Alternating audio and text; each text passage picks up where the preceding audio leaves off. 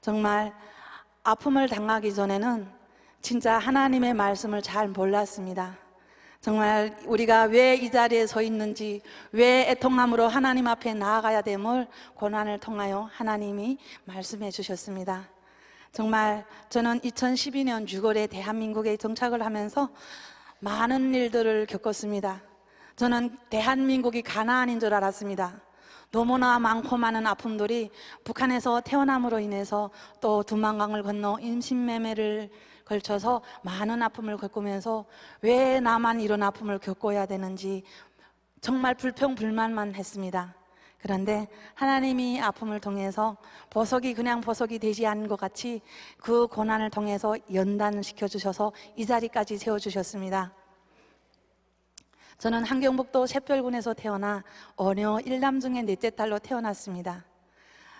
많은 일들이 많았지만 13살부터 저는 생선 바구니를 들고 다니면서 생업에 나섰습니다.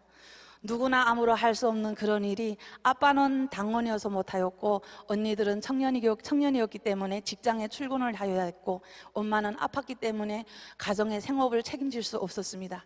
그래서 제가 생선 바구니를 들고 다니면서 집집마다 문 두드리며 가면서 생선과 나다를 바꿔가면서 저희가 생업에 나서서 열심히 살았던 기억밖에 없었어요. 늘 가난한 가정에서 태어난 것이 엄마와 아빠의 잘못인 것 마냥 왜 우리 집은 이렇게 못 살까? 당에만 충실했던 아빠가 너무나도 싫었어요. 그래도 오직 우리에게는 당과 수령만이 우리의 구세주인 것 마냥 세뇌를 받았기 때문에 불평조차도 제 마음대로 하지 못했던 것입니다.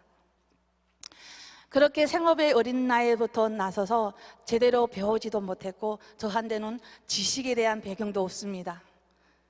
그런데 하나님이 어릴 적부터 저를 고난을 통해서 연단시켜 주셔서 왜 고난이 축복인지를 알게 하셨습니다. 18살 되던 해에 어머니가 사망하기 작전에 저희 꿈속에서 할아버지가 나타났어요. 그래서 경성에 절간이 있는지 없는지도 몰랐어요. 근데 경성군에 있는 어느 절간에 가면 몇 번째 충계의 덜을 들어서 그 밑에 보면 책과 침이 있대요. 그 책과 침을 가져다가 사용을 하라는 거예요. 근데 앓고 있는 어머니한테는 제대로 말할 수가 없었고 아빠한테 말을 했더니 아빠는 개꿈을 꿨다면서 안 된다고 가지 말라고 했습니다. 갈 수도 없었어요. 저희는 샛별군이었고 교통이 안 좋아서 경성까지 가자 해도 몇 박 며칠을 가도 도착할까 말까 그런 거리였습니다. 근데 그 아빠가 가지 말라고 한 이후로부터 제 다리가 아프기 시작을 한 거예요. 끝내 6개월 동안 대세번을 받아낼 정도로 다리를 쓰지를 못했습니다. 벨란 민간요법을 다 해봤지만 다리에 힘이 안 오고 그냥 안전뱅이로 살고 있었던 거예요. 근데 갑자기 아빠가 너 그 할아버지 말을 안 들어서 다리가 이렇게 되지 않았겠냐 이 말을 하는 거예요.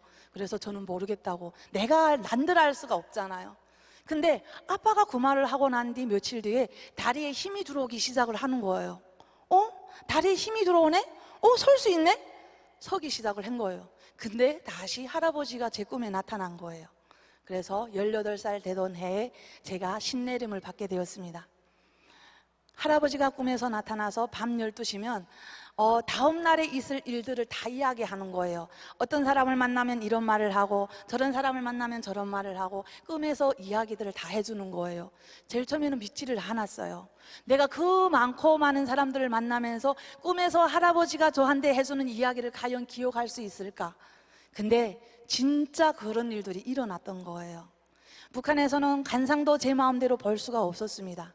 18살 되던 해에 어머니도 아파서 병으로 돌아가셨고 제가 생업에 나서면서 샛별에서부터 청진까지 교통을 이용해서 모총 담아내기를 농촌에서 사서 청진이란 시장, 큰 시장에 가서 넘겨서 파는 그런 일을 하는데 기차로는 어떻게 갈 수가 없어가지고 도로로 육로를 인해서 제가 장사를 했는데 간상을 보면서 제가 교통비도 안 내고 그 일을 하는 거예요.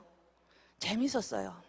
그래서 밤이면 할아버지를 기다리고 있고 그리고 밤 12시가 되면 제가 태질도 안 하고 반듯하게 예쁘게 누워서 기다려야 되는 거예요. 그런데 어머니가 세상을 떠나고 난 뒤에 23살 되던 언니마저도 세상을 떠났습니다.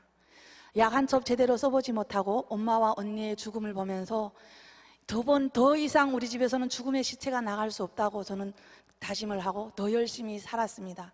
열심히 살아봤자 국가에 충성을 해야 되고 당가 수령 김씨 일가에게 순종을 해야 되는데 너무나도 힘들었어요. 그렇다고 죽을 수는 없잖아요. 그렇게 힘들어도 저는 죽겠다는 생각을 단 한 번도 해본 적이 없었습니다. 죽는 것도 북한에서는 내 마음대로 죽을 수 없는 그것.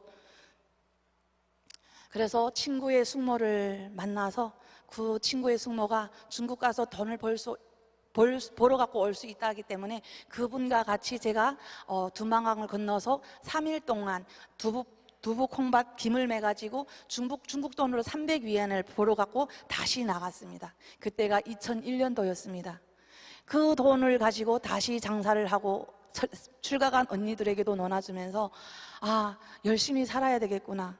저는 열심히 살고 있고 저희 아빠와 동생들을 이렇게 가장으로 먹여 살리고 있는데 출가간 언니들이 너무나도 힘들게 사는 거예요. 그래서 다시 다짐을 했습니다. 이제는 내가 벌던 이 돈을 언니들한테 다 주고 내가 다시 중국에 가서 한 달만 벌어 갖고 나오리라. 근데 그때 생각이 다짐해서 돈을 벌려고 2023년도에 두만강을 건넜는데 그 길이 임신매매로 팔려갔습니다. 많은 사람들이, 여러 사람들이 겪어야 될 그 아픔은 저 혼자서 제가 다 겪은 것 같습니다. 임신매매 팔려간 것도 그냥 억울한데 내가 아기를 낳을 수 있는지 없는지를 병원에 가서 검사를 하는 것이 아니라 사람들이 가득 모인 집에서 하체 바지를 벗겨갖고 자궁 검사를 하고 루프가 있는지 없는지, 아기를 낳을 수 있는지 없는지를 검사를 하는 거예요. 그때 저는 결심을 했어요. 돈을 벌려고, 돈을 많이 벌어 갖고 나가려고, 살아있는 동생과 가족에게 먹여 살리려고 저는 두만강을 건넜는데 인신매매로 팔려간 것조차도 억울한데 제가 여성으로서의 수치 그 모든 것을 당하고 나니 내가 살아야 됐다는 생각이 없었어요. 그 힘든 닷새를 굶으면서도 죽겠다는 생각을 못 해본 내 자신이 죽어야겠다는 결심을 하게 되었습니다. 그래서 자살 시도를 하게 되었습니다. 한 번의 자살 시도로 끝난 것이 아니라 한 번으로도 끝나지 않아서 두 번, 세 번을 자살 시도를 하였습니다. 그런데도 죽어지지 않는 거예요. 그때 생각했습니다. 죽는 것도 내 마음대로 안 되는구나. 이제는 악착같이 살아야 되겠다. 그래서 악착같이 살기로 결심하고 분가를 원하고 살았습니다. 분가를 해서 살고 있는 나에게 새 생명이 찾아왔습니다. 근데 그 새 생명마저도 제가 지켜주지 못했습니다. 10일만 있으면 나올 아기인데 중국 공안이 와가지고 11명의 경찰이 저를 잡아가서 병원에 가서 한 뼘이 되는 주사바늘로 약물을 내 뱃속에 투여해가지고 사산을 하게 됩니다. 그때까지는 내가 중국에 팔려온 것도, 내가 이렇게 사는 것도 엄마 아빠 탓이라고 저는 생각을 했습니다. 내가 왜 이렇게 처참한 생활을 해야 되는지, 왜 우리 아빠 엄마는 잘못 살아서 왜 가난하게 태어나게 해가지고 저를 이렇게 힘들게 할까, 이렇게 생각을 했던 거예요. 근데 그 사산한 아기를 보면서 살아서 나온 아기가 또 살아서 나왔다고 목을 눌러 죽이는 거예요. 그 죽은 아기를 저에게 보이는데 혀를 가로물고 죽은 거예요. 그때 생각했습니다. 나를 지켜준 조국이 없었고 나를 보호해주는 주석이 없었다는 것을 알게 되었습니다. 그때 돌아간 어머니에게 사랑한다는 말 한 번도 못 해봤고 내 부모 형제에게 좋아한다는 말도 한마디 못 해봤던 거예요. 아, 내가 이렇게 힘들게 사는 것이 우리 아빠 엄마 때문에 아니라는 것을 그 사산한 아기를 통해서 알게 되었습니다. 그때 저는 엄마 아빠에게 용서를 구했습니다. 물론 얼굴 보고 용서 구하지는 못했지만 그 아기를 떠나보내면서 나를 낳아준 부모에게 사랑한다는 말 한마디 못 해보고 정말 좋아한다는 말 한마디 못 해보고 이렇게 떠나보내야 하고 이렇게 내가 살아야 되는 그 마음을 그때 알게 되었습니다. 그리고 다시 저는 주변에 있는 우리 탈북민들에게 우리 부모 형제만은 헛들지 말자. 우리가 이곳에 온 것이 나를 낳아준 부모 때문인 것이 아니라 나를 지켜줄 조국이 없고 나를 지켜줄 용도자가 없었기 때문에 오늘의 여기까지 왔다는 것을 저는 이야기하기 시작을 했습니다. 많은 탈북민들은 그때 당시 깨닫지 못했어요. 그러나 죽음으로 저에게 한 번 안아보지 못했고 젖 한 모금 물려보지 못한 그 아기를 떠나보내면서 모든 것을 알게 되었습니다. 내가 어려서부터 당과 수령에 세뇌됐던 내 자신을 제가 잘못됐다는 것을 알게 되었어요. 그리고 다시 열심히 살려고 할 때 또 다른 새 생명이 찾아왔습니다. 이번에만큼은 이 아이를 지켜야 된다는 생각에 제가 팔려간 그곳이 아닌 연고도 없는 그곳에 가서 또 10개월 동안 제가 아기를 품고 있다가 출산을 하였습니다. 근데 먼저 본 아기는 국가에 인해서 지켜주지 못했는데, 두 번째는 딸을 낳았다는 이유로 그 가정에서 축복받지 못했던 거예요. 아들을 많이 낳은 가정에 가고 내가 딸을 낳았다는 이유로 바꿔오라는 거예요. 그래서 이름도 안 지어주고 베네 쪼가리도 안 만들어줘가지고 제가 그때 제 네일을 잘라서 베네 쪼가리를 만들어 입혔고 다시 그 아이를 안고 제가 원래 살던 그곳에 돌아왔습니다. 할아버지 할머니의 축복도 못 받고 딸이라는 이유로 이름도 안 지어준 거예요. 그래서 제가 여름에 나온 아기를 북한 이름으로 눈설자에 꽃뿌리 영자를 따가지고 설령이라고 이름을 지어준 거예요. 너무나도 힘들었어요. 왜 아픔이 나 한 대만 겪고 있는지. 근데 이미 중국에 넘어와서도 할아버지는 저한테 계속 나타난 거예요. 그래서 돈은 주머니에 마르지 않았지만 마음은 허전함은 계속 느껴지는 거예요. 근데 어느 날 저희 딸이 출산하고 60일 됐는데 어느 자매님으로부터 전화가 왔어요. 너 유모차 필요하냐고. 그래서 제가 유모차 가지러 간 것이 교회였습니다. 근데 교회로 갔는데 교회에서 말씀을 증거하시는 전도사님이 계속 저를 놓고 설교를 하는 거예요. 못마땅했어요. 그래서 제일 뒤에 앉아가지고 손을 번쩍 들고 당신이 나를 알면 어느만이 안다고, 왜 나를 놓고 설교를 하냐고. 설교를 하는 내내 저는 찔림을 받았습니다. 왜 찔림을 받는지도 몰랐어요. 좋은지 나쁜지조차도 모르고 저는 기분이 나빴어요. 빨리 가고 싶은데 유모차는 안 주는 거예요.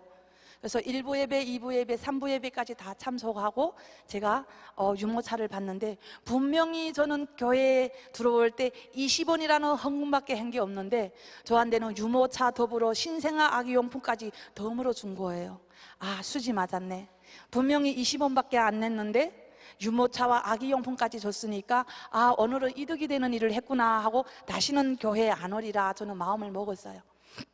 그래서 한 주 동안 평온하게 지내다가 토요일 날 저녁이 됐는데 저녁 8시가 되어도 아니 저한테 유모차 가지러 가자던 그 자매님이 전화가 안 오는 거예요. 그래서 아니 그래도 한 번쯤은 더 가겠냐고 물어볼 수도 있잖아요. 근데 안 오는 거예요. 그래서 제가 8시 45분에 전화를 했어요. 사람이 초보적으로 한 번쯤은 더 물어봐야 되는 거 아니냐고. 근데 그분이 갈래? 안 가! 하고 꼽았어요, 전화를. 근데 엄만 못 잤어요.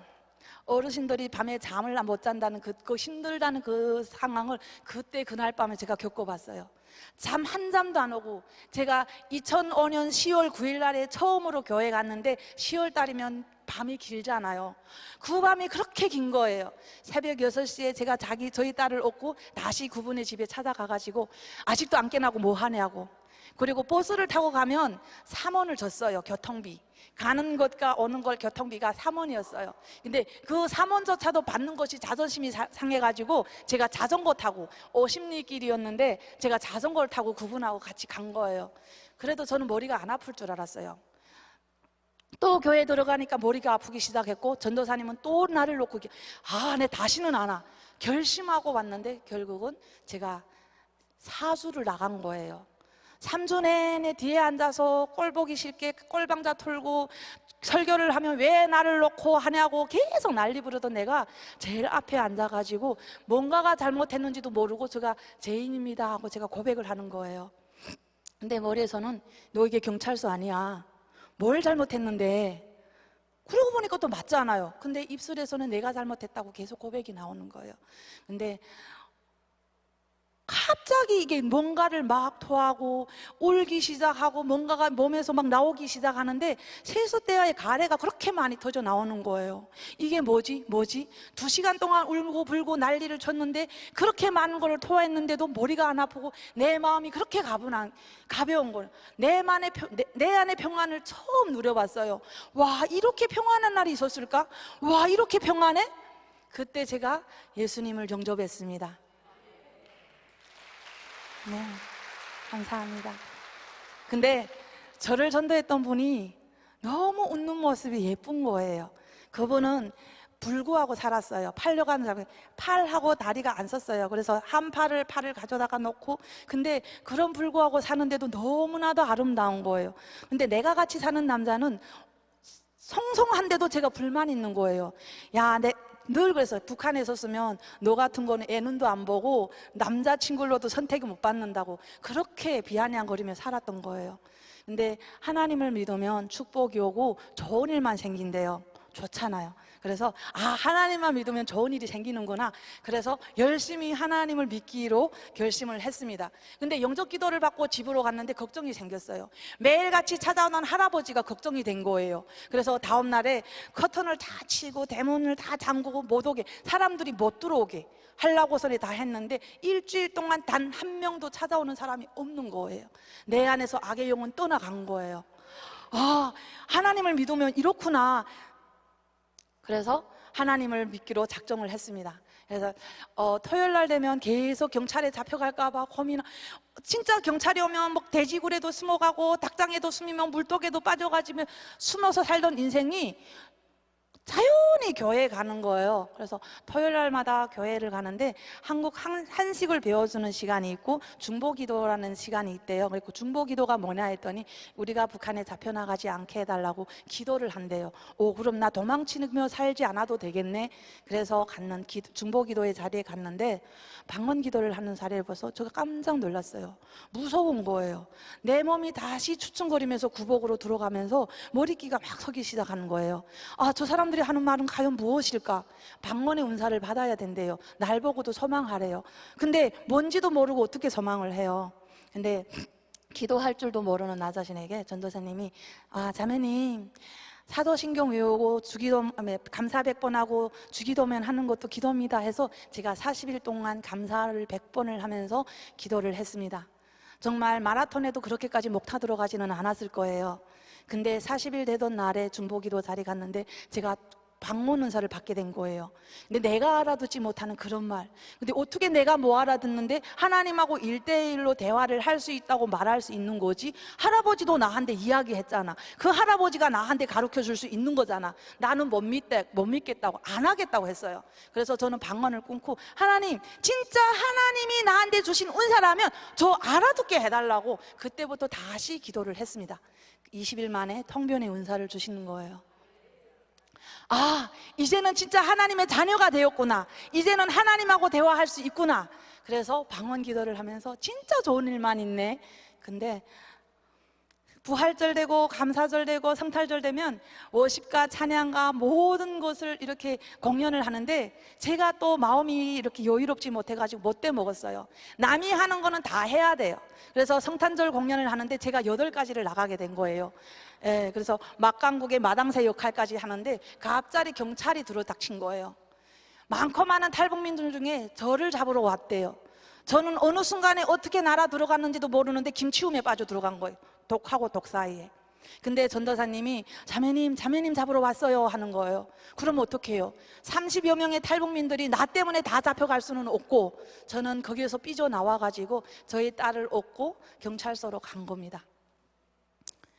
모유를 다 끊고 저도 돌 지난 아기인데 우리 딸이 머리가 아주 작아요.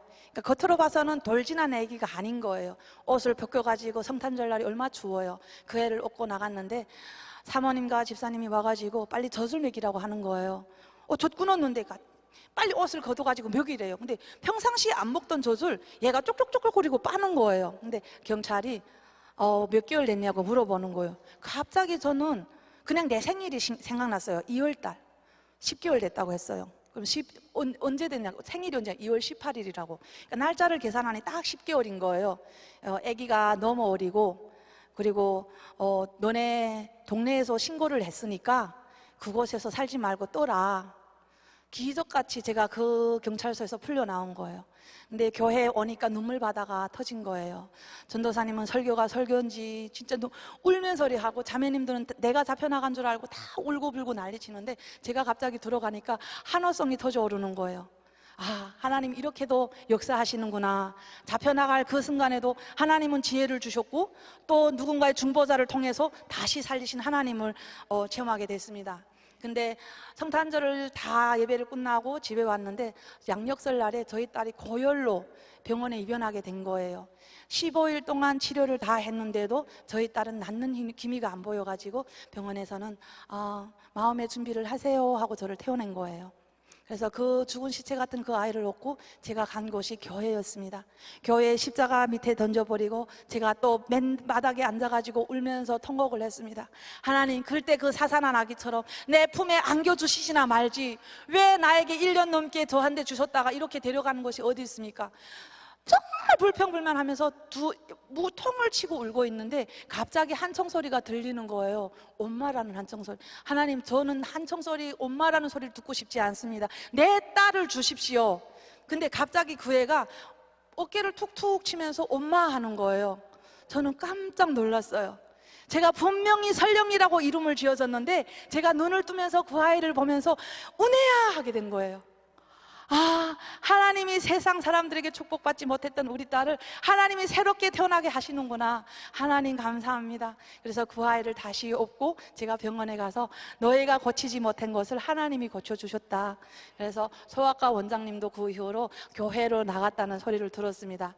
그리고 제가 그것을 떠나가지고 다른 지역에 가서 살고 있는데 거부 갈등이 너무 심한 거예요. 애는 애대로 안 봐주고 저는 일 나갔다 와서 진짜 목욕탕에서 때밀을 하는데 아침에는 빨래배낭 메고 갔다가 저녁에는 물이 뚝뚝 떨어지는 또 빨래배낭을 메고 퇴근을 하고 늦으면 늦다, 뭐 물도 더운 물 쓰면 안 되고 뭐 구들도, 그러니까 엄청난 갈등들이 심한 거예요. 그래서 제가 이 집에선 더 이상 못 살겠구나. 그래서 제가 저희 딸을 데리고 탈출을 하게 됩니다. 그래서 탈출을 하면서 제가 연길에서 또 누군가의 도움으로 백두산 가이드를 하면서 살게 되었습니다. 저는 그냥 잘 살 날만 올 줄이라고 생각을 했는데 저에게 시한부 폭탄이 떨어졌습니다. 몸이 시름시름 아픈데 자궁암이란 진단을 받게 되었습니다. 그래서 차라리 저희 딸을 데리고 나오지 말았을 걸. 아무리 딸을 싫어해도 친자식인데 버리지나 않겠지. 내가 왜 이 딸을 데리고 와서 내가 죽으면 얘는 어떡하지, 힘든 생각을 하고 있을 때 대구에서 오신 손님을 마지막으로 모셨는데, 네가 북한에서 왔지, 네가 말하는 그 북한 사람들이 남조선에 너무나도 많이 왔다. 네가 어디 아프냐? 그래서 자궁암 진단을 받고 있다고 하니까 남조선은, 너네가 말하는 남조선은 자궁암은 병이 아니다. 한국으로 가라 해서 그때 제가 저희 딸을 고아원에 맡기고 한국행을 시도하면서 2007년 7월 9일 날 출발하게 됩니다. 근데 3일 만에 잡혔어요. 내몽골에서. 일행 중에 한 명이 간첩이 있어가지고 일단은 왜 나한테만 이런 아픔이 있지? 왜 하나님 나만 이렇게 아프게 하시지? 진짜 하나님만 믿으면 좋은 일만 있다면서요. 근데 하나님을 알기 시작해서부터 아픔밖에 없었어요. 너무나도 견디기 힘든 그런 날들이 너무 많았어요. 근데 그때 잡혀가지고 제가 일행이 7명을 놓고 금식 기도를 선포했습니다. 우리가 하나님이 제일 기뻐하는 것이 금식 기도란다. 우리가 신의주로 나가는 것이 아니라 남양으로 가게 해달라고 기도하자 해서 3일 동안 금식 기도를 선포하는 동시에 그 병방대에서 15일 동안 있어야 되는데 3일 만에 이렇게 넘어가는 거예요. 그 가정들이 2, 3개월 걸려야 되는데 단 15일 만에 모든 것이 다 이루어진 거예요. 그래서 내몽골이라는 지역에서 처음으로 도문병방으로 호송하게 됐습니다. 그래서 도문병방에 도착을 해가지고 이제는 하나님이 하십시오. 근데 그래도 불평은 너무 많잖아요. 이방 하나님이 선택한 자식이라면 그냥 잡히지 않고 그냥 남한에 데려다 놓으면 얼마나 좋습니까? 그때 너무나도 하나님 앞에 기도는 하면서 불평을 너무 많이 했던 것 같아요. 근데 도문병방에서 제가 꿈을 꿨습니다. 꿈을 꿨는데 내가 걸었던 그 내몽골의 초원의 길에 십자가가 보일까 말까, 진짜 그 생각도 하기 싫은 그 초원길, 넘어지면 닿을 세상의 아름다운 길, 그 두 길로 선택을 하라는데 제가 그 세상의 아름다운 길을 택하는 것이 아니라 내가 걸었던 그 생각도 꿈에도 나타나기 싫은 그 초원길을 제가 선택하는 거예요. 내가 볼 수 있는 것이 조그만 십자가 그 길도 제대로 너무나 깨나가지고 너무나도 원망을 했습니다. 하나님, 꿈이잖아요. 왜 꿈에서라도 하나님 그 세상의 아름다움을 걷게 하시지 왜 그 힘든 길을 선택하게 합니까? 근데 그때는 저는 몰랐어요. 왜 그 길을 선택했는지조차도, 하나님이 왜 그 길을 보게 하셨는지도 몰랐어요. 그래서 저는 2007년 10월 23일 날에 원성보입으로 북송됩니다. 북송돼서부터 23일 동안 정말 개처럼 맞았어요. 아직도 몸에는 흉터가 있는데요. 일행 중에 한국 기도라고 말하는 사람이 있기 때문에 나도 무조건 한국 기도라고 대답을 해야 되는 거예요. 근데 저는 아니라고 뽀긴 탓에 너무나도 많이 맞았습니다. 근데 기적 같은 일이 또 있는 거예요. 23일 날 되는 날에 제가 맞고 들어왔는데 밤 10시 돼서 뚜벅뚜벅 구치소에 누워있는데 머리맡을 누군가가 지나가야 되는데 지나가지 않고 내 머리맡에 서 있는 거예요. 눈을 뜰까 말까 눈을 떴어요. 떴는데 그 할아버지가 저를 보고 이렇게 일어나라는 거예요. 그래서 일어나고 이렇게 조용히 체계라가 이렇게 뭘 펼치는 거예요. 맞으면 머리를 끄덕이고 아니면 도리질을 하라고. 근데 네가 누구의 딸이 맞냐고 아빠의 이름을 써가지고 맞다고 하니까 제 손에 사탕 세 알을 주고 나가는 거예요. 조금만 견디라고. 근데 다음 날에 샛별보이부에서 저를 데리러 온 거예요. 근데 그분이 바로 아버지의 짜개바지 친구였던 거예요. 보이부에 운퇴를 해서 원성보이부로 와서 저희를 경비원으로 일하고 있는데, 저 사실 청소하러 갔다가 아빠 이름 세 글자를 봤대요. 이게 뭐지? 근데 보니까 제가 넷째였잖아요. 누구의 딸 넷째? 뭐 이렇게 우리 가족이 다 적혀 있고, 그래서 들어와가지고 샛별보이부라 전화를 했대요. 너네가 얘를 안 데려가면 얘는 이 자리에서 죽을 것 같다. 샛별보이부에서 다음 날로 달아 들어온 거예요. 그래서 제가 샛별보이부에 호송을 가가지고 15일 동안은 조사를 안 받았어요. 그냥 원성보이부에서 12번의 진술을 걸쳐서 그 진술로 그냥 너는 한국 기도가 아니다, 그냥 감옥에 가는, 정치범과 경제범을 이렇게 가르는 데서 저는 그냥 경제범으로 전거리 교화소의 대상으로 나온 거예요. 이제는 탄 형기만 받으면 되겠다고 생각을 했는데 대기소에 넘어가가지고 성폭행을 당합니다. 누군가가 감찰과 부과장이 여기 매 나이 어린 애들을 다 성폭행한다는 소리에 저는 말도 안 되는 생각이라고 했고 아니라고 믿을 수가 없었어요. 근데 3일 만에 제가 실제로 당하게 됩니다. 누군가가 밖에서 문을 열고 들어와서 나를 살려 앉으면 나는 그냥 죽어야 돼. 그냥 당했습니다. 당한 것을 끝난 것이 아니라 임신까지 되었어요. 40일 되어서 입덧을 하는 날을 발견하면서 중국에서 임신돼서 왔기 때문에 우리는 혼혈을 인정하지 않는다면서 감찰과 부과장이 바로 저를 산부인과 데려가서, 그것도 뭐 산후대 올려놓는 것이 아니라 책상에 눕혀놓고 마취도 없이 강제낙태 수술을 하는 겁니다. 너무나도 억울했습니다. 하나님 저를 선택한 것이 맞습니까? 하나님 저를 버리신 거 아닙니까? 저는 한번 하나님의 손을 놓지 않았는데 하나님 저를 버리신 겁니까? 너무나도 억울했어요. 피 흘리는 몸으로 내려왔는데 또 쇼한다고 해가지고 또 맞고, 그래서 피 흘리는 몸으로 구치소에 올라가서 3개월 동안 조사를 받고 엄청난 매에 시달리다가 2008년 4월 달에 3년 형기를 받고 전거리 교화소로 가게 됩니다. 근데 내 두 발로 걸어갈 수 없고 네 발로 걸어서 들어가야 되는 그 전거리 교화소 때문에 저희를 호송하던 교호가 너는 10일만 있으면 불망산에 갈 거야. 그래서 나는 살려고 온 것이 아니라 죽음이 나를 기다리는 곳이 전거리 교화소라고 생각을 했습니다. 근데 전거리 교화소에 들어가서 40일 동안 신입반에 있는데 난집앞을 들어오는 걸 보면서 저는 살 수 있구나 생각을 했어요. 두부콩이 내 눈에 보이던 거예요. 하나님, 저 여기서 살아나갈 수 있게 많은 사람들이 면회는 오지만 하나님은 1분 1초도 저를 떠나지 마시고 저와 동행하여 주시옵소서. 나는 하나님밖에 믿을 것이 없고 하나님이 저를 매일 만나 주셔야 저는 이겨낼 수 있습니다. 이런 고백을 하게 됐습니다. 그래서 아침 한 끼, 저는 감옥에서 40일 동안 제가 아침 한 끼를 안 먹겠다고 선포하는 것은 아무나 할 수 있는 것이 아닙니다. 근데 그 감옥에서 저는 하나님 앞에 약속을 했습니다. 하나님, 아침밥 안 먹고 받고 제가 이곳에서 살아나갈 수 있는 준비를 하게 해달라고. 그래서 아침밥은 면회 오는 사람들한테 주면서 제가 산에 가면 멜빵이 있어야 되면 멜빵을 준비하고, 퇴비를 나르려면 퇴비 마대를 준비해야 돼. 40일 동안 딱 준비를 한 거예요. 금식이 끝나는 동시에 저를 감자반으로 이렇게 이동하는 거예요. 그래서 전거리 교화소 가게 되면 감자반, 남새반, 채소 보고 남새라고 해요. 남새반, 옥수수반, 콩반, 구내반. 그때 제가 들어갔을 때는 5개 반밖에 없었어요. 후에 사람들이 많이 들어오면서 가발반도 생기고 눈초리반도 생기고 또 뚜개 뜨는 반도 생기고 여러 반이 생긴 거예요.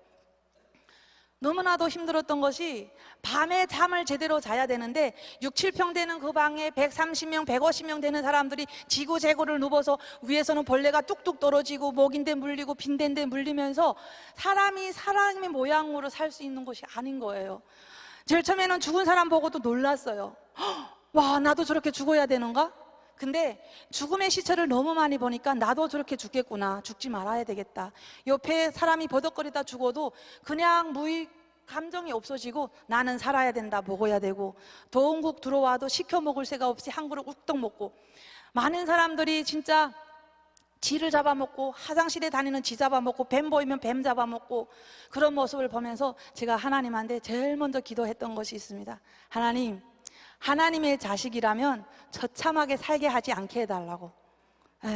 하나님 앞에 영광 드릴 수 있는 사람으로 살게 해달라고. 남이 먹던 밥 빌어먹고 쥐 잡아먹고 뱀 잡아먹고 저런 사람들처럼 저는 안 살게 해달라고. 배고플 때는 하나님이 저한테 힘과 용기를 주고 배고픔을 잊게 하고, 힘이 없을 때는 하나님이 저에게 천군 천사를 보내주셔서 힘과 용기를 얻게 해달라고. 정말 매일 새벽 12시, 새벽 5시 저희 기도 시간이었어요. 그러면서 제가 제일 많이 기도했던 것이, 하나님, 저희 딸을 입양되지 않게 해주세요 하고 기도를 많이 했어요. 그러다가 제가 조장을 하는데 저희 속에 동엄마라는 어머니 계셨어요. 근데 어머니가 조장 고추 먹고 싶소 이러는 거예요. 그래서 저희는 감자반인데 감자 갖다 달라면 제가 갖다 줄 수 있는데 고추를 먹고 싶다고 하니까 어떻게 하겠어요. 그래서 제가 다음 날에 남새반에 가서 훔치기로 결정을 했어요. 대열이 항상 앞으로 갈 때면 조장들이 제일 앞에 서거든요. 근데 제가 제일 앞에 서지 않고 제일 뒤에 가가지고 고추밭을 지나가면서 빠르지도 못하면서 2개를 훔친 거예요. 근데 그 남새반 오빠씨 제일 악독하다고 소문난 그 교관한테 제가 잡힌 거예요. 그래서 피 터지게 정말 맞았어요. 맞아갖고 감옥에 들어왔는데 그분을 보니까 너무 마음이 아픈 거예요. 동엄아, 오늘은 피투성이 된 내 모습이 그냥 빈몸으로 들어왔지만 내일은 다시 모험을 해서 꼭 닫아줄게요 하고서는 제가 밤 10시 지침 준비를 하는데, 지침하는 동시에 제가 옷을 벗으려고 주머니에 손이 들어갔는데 고추 2개가 살아있는 거예요. 근데 고추를 보면 그분한테 갖다 주면 얼마나 좋아요. 기쁘잖아요. 화가 났어요. 하나님, 이 고추가 뭐길래 내 운명보다도 더 소중한 겁니까? 내가 이 고추 때문에 이렇게 피 터지게 맞아야 됩니까? 그래가지고 그분한테 고추를 갖다 주면서 내 피와 바꾼 몸값으로 바꿔온 고추니까 무조건 먹고 살라고. 그리고 제가 화장실에 달아 들어갔습니다. 쪽 창문에 대고 하늘을 올려다보면서, 하나님, 내가 이렇게 억울한 일을 당해야 됩니까?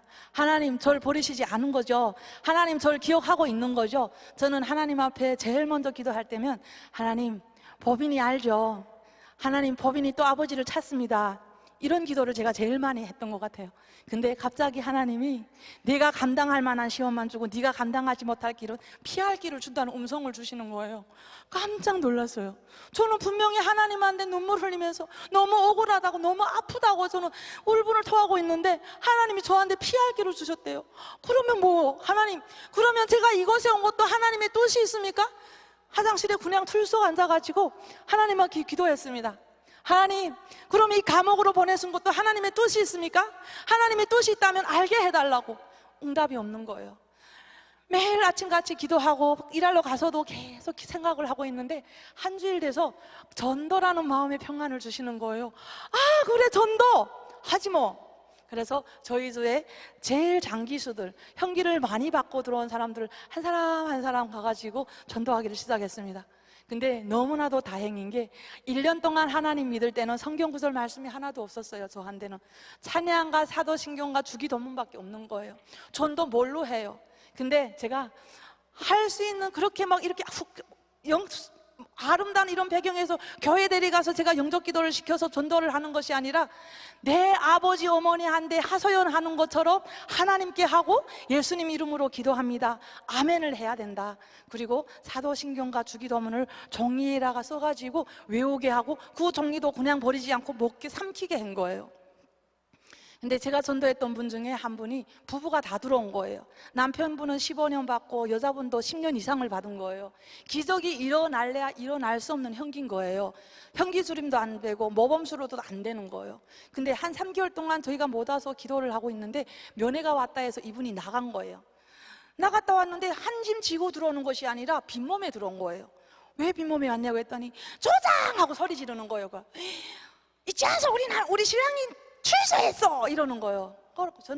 저는 그냥 무슨 안 좋은 소식 듣고 와서 마음이 힘든 줄 알았어요. 근데 힘들다고 생각하기에는 얼굴 표정이 너무 가벼운 거예요.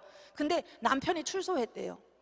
형기 주림도 아니고 이렇게 긴 시간, 면회 시간이 짧다 보니까 대화를 소중하게 나눌 시간도 없이 일단 출소된 거예요. 모범 뭘로 해서 출소를 됐대. 그래가지고 자기가 신랑한테 그랬대요. 이 속토성 가루를 다시 보내면서 내가 살아서 나올 수 있으니까 이제는 자녀들을 맡긴다고 면회 오지 말라고 했대요.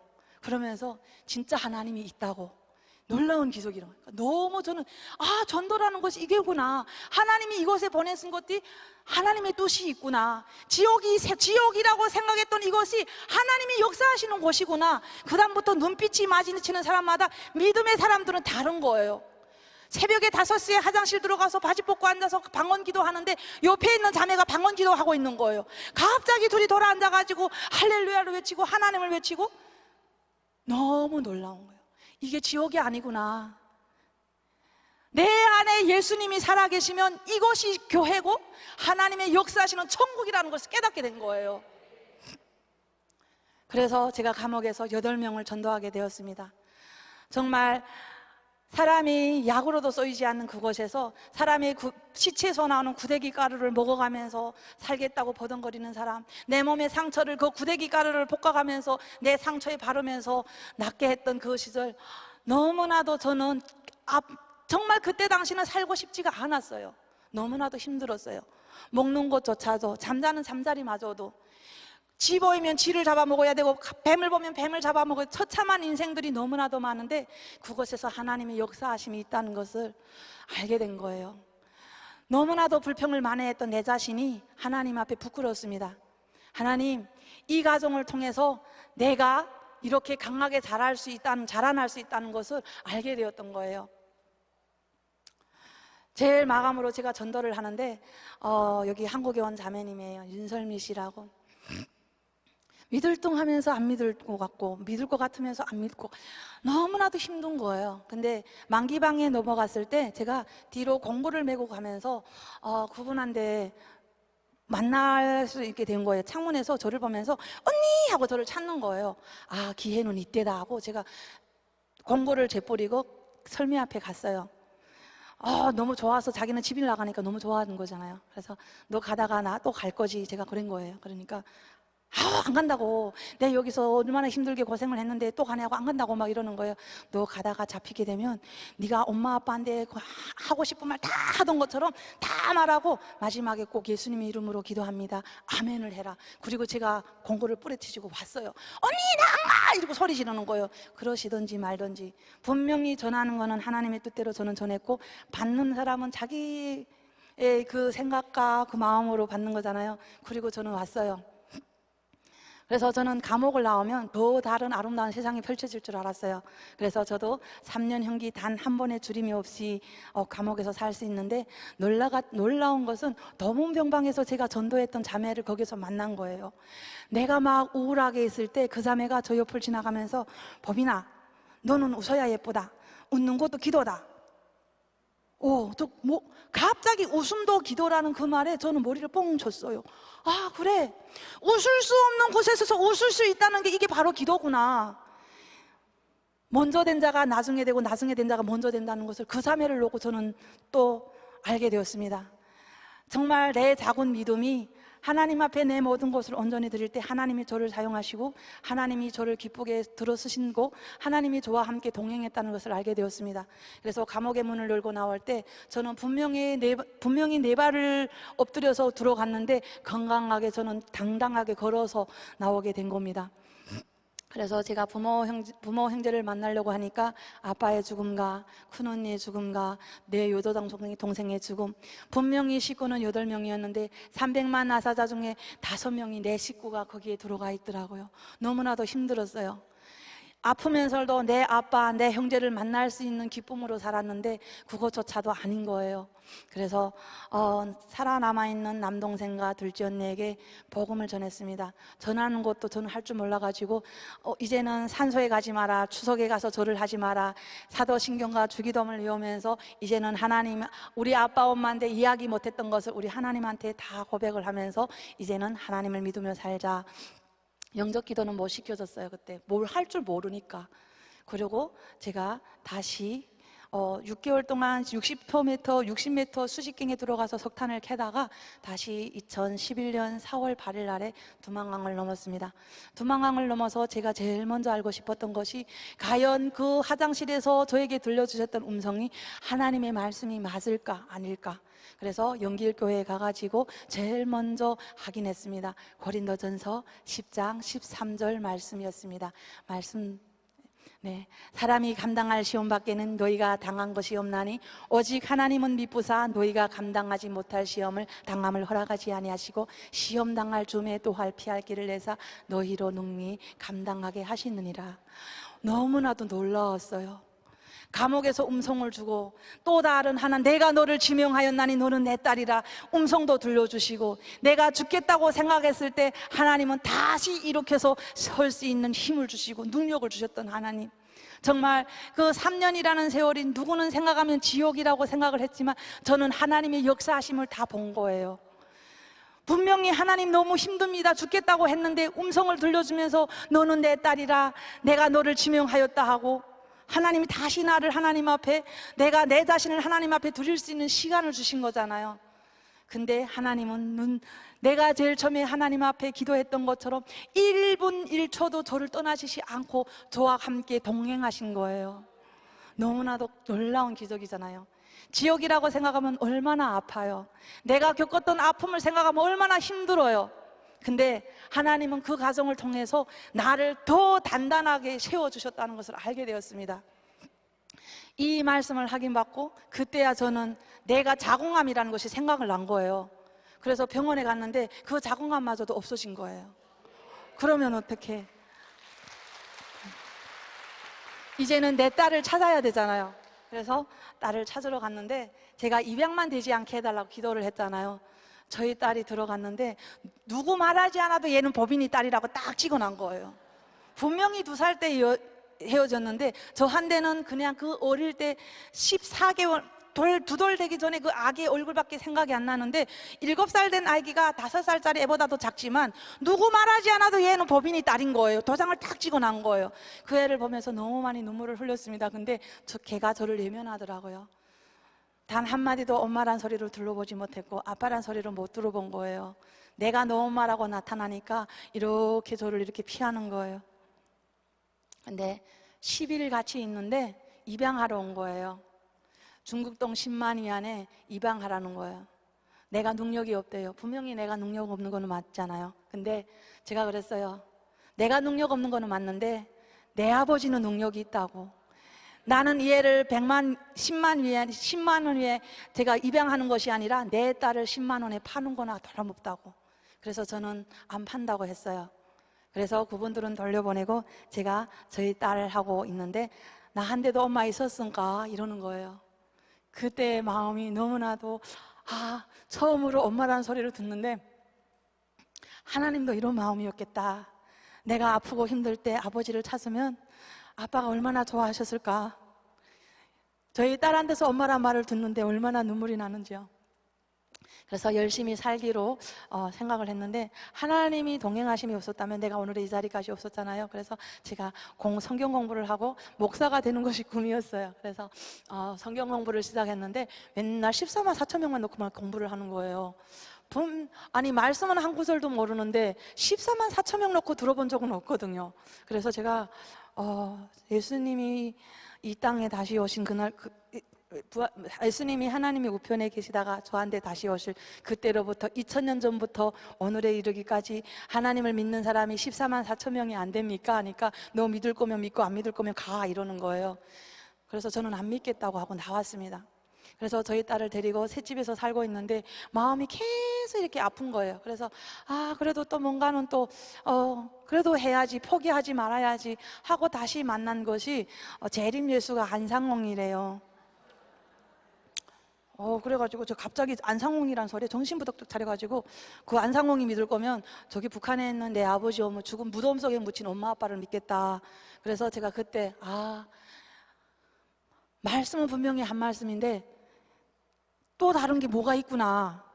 그래서 제가 그때 하나님 분명히 말씀은 알아야 되는데 어디 가서 어떻게 가르쳐야 되는지 모르잖아요. 그래서 그때 목사의 꿈을 포기했습니다. 그리고 그냥 연길 교회에 출석을 하면서 제일 뒷자리에 앉아 예배만 지키다가 제가 2012년 6월 1일에 대한민국에 입국하게 되었습니다. 사랑하는 딸을 손잡고 대한민국 공항에 들어서는 순간 하나님, 다른 사람들은 단 몇십 일 만에, 한 달, 몇 달 만에 이렇게 도착하는데 저는 왜 7년이라는 길을 걸어 돌아서 오게 했습니까? 너무나도 힘든 거예요. 그래서 인천공항을 보면서 이것이 가나안이구나. 내가 이제까지 아프게 힘들게 겪었던 그 삶이 강야에서 다 지나갔구나. 이렇게 생각을 하면서 국정원에서 진짜 수개월 동안 정착 교육을 받으면서 제가 대구에 정착을 하게 됩니다. 대구에서 정착을 하면서도 저는 주일 성수만 지켰지 내 안에 확신이 없었던 거예요. 밤에는 악몽에서 시달렸고요. 너무나도 힘들었어요. 또 다른 만남의 사람으로 인해서 힘들었고 울고 있는 은혜의 모습을 보면서도 너무나도 힘들었던 거예요. 그때 제가 대구를 떠나서 저희 사랑하는 딸과 아들을 손목 잡고 서울을 상경해서 제일 먼저 만난 분이 탈북민 선교사 두 분을 만났습니다. 만나서 제가 제일 먼저 갔던 것이 건유에서 갔어요. 내가 가고 싶어서 갔던 것이 아니고요. 두 분의 선교사님이 건유로 치유 집회 이런 자리에 갔는데 용서라는 시간이 있었어요. 근데 신종이라 이름 석자를 쓰고 포도주에 담겼다가 십자가에 못 박으면 용서가 되나요? 무덤까지 갖고 가서 죽이고 싶었던 그런 인간들을 그냥 흰종이에 이름 석자 적으면 용서가 되나 말이에요. 그래서 하나님 앞에 제가 발버둥을 쳤어요. 하나님, 사살하면서 내 품에 한 번도 안아보지 못했던 그 아기를 목을 눌러 죽였던 그 의사, 저를 강제 성폭행했던 그 경찰, 고추 2개 때문에 저를 힘들게 때렸던, 피투성이 되도록 저를 때렸던 그런 인간들을 어떻게 용서가 되냐고요. 저 용서 못한다고요. 저 죽음의 문턱까지 갖고 가겠다고, 데려가겠다고. 근데 하나님이 그때 말씀하셨습니다. 그래서 네가 할 수 있는 게 뭐냐고. 근데 그 음성을 듣는 순간에 진짜 내가 할 수 있는 것이 하나도 없었어요. 그래서 내가 있단다. 그 아픔을 다 내한테 내려놓고 나의 평안을 찾으라고. 그때 저는 하나님 앞에 아멘 했습니다. 아멘. 그 한 사람 한 사람을 예수님 이름으로 용서를 선포하고 놀라운 기적이 일어난 거예요. 용서로 회복이 되어서 다시 내가 지었던 죄를 회개하면서 하나님 앞에 다시 돌아가는 시간을 갖게 되었습니다. 용서와 회개로 하나님과 연합되었을 때 하나님은 들어쓰시는 것을 알게 되었습니다. 그렇게 북한에 복음을 전하려고 연결을 하고 있고 연결이 되지 않는 거예요. 근데 내가 용서하고 회개로 돌아가서 하나님 앞에 돌아갈 때 하나님은 구길을 열어주시고 내가 갇혔던 그 정거리 교화소하고 연결이 된 거예요. 내가 온전히 하나님 앞에 돌아가지 않으면요, 하나님이 오늘 바로 사용해 달라고 간절히 기도를 해도 내가 회개하고 돌아가지 않으면 하나님의 도구로 사용받지 못한다는 것을 알게 되었습니다. 이 놀라운 기적은 나 한 사람으로 인해서 일어나는 것이 아니라 이 자리에 모인 한 사람 한 사람, 여러분들 오늘의 연합할 수 있는 기회, 우리가 하나님과 하나가 되지 못해서 우리에게 이런 아픔을 통해서 다시 연단시켜 주시면서 하나님 함께 나가는 시간이 되는 것을 저는 선포하고 싶습니다.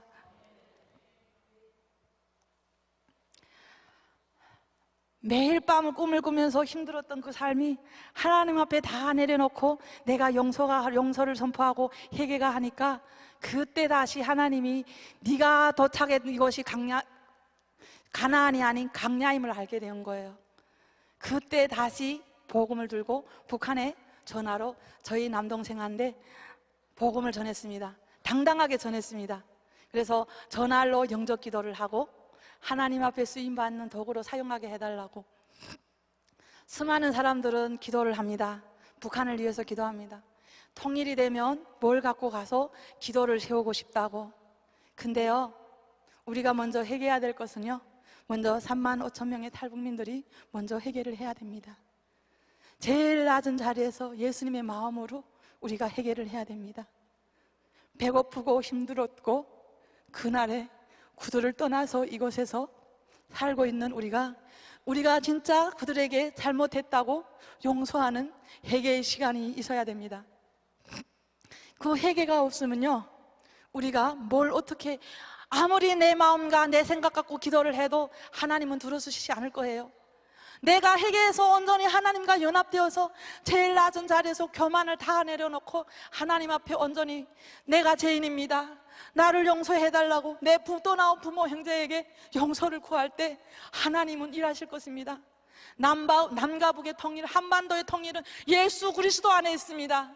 우리 부르짖음이 우리의 회개를 통해서 우리 용서함으로써 하나님 앞에 온전히 연합될 때 하나님은 일하실 것입니다. 우리 대한민국 이 힘든 상황도 우리가 하나님과 연합되고 우리 대한민국을 위해서 올려드릴 때 하나님의 대한민국을 통치하시고 남과 북의 대통령 우리 하나님의 역사하며 일하실 것입니다. 우리 탈북민들이 아픔에 상처가 있는 사람들이 아니에요. 하나님의 우리 탈북민들 통해서 빛의 자녀들로 들어쓰시는 겁니다. 북한을 넘어서 열방과 땅끝까지 하나님의 일을 복음을 전하는 전도자로 사용하고 있는 겁니다.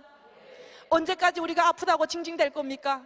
하나님은 이미 우리를 들어쓰셔서 이것까지 올려놨는데, 이것까지 데려다 놨는데 언제까지 아프다고 징징대고 있을 겁니까? 우리는 아픔의 자녀가 아니라 그 아픔을 통해서, 그 고난을 통해서 하나님 앞에 더 가까이 나가서 하나님과 연합이 되어서 하나님의 일을 하는 것이 우리 탈북민들의 하나님의 빛의 자녀들이 되는 것입니다.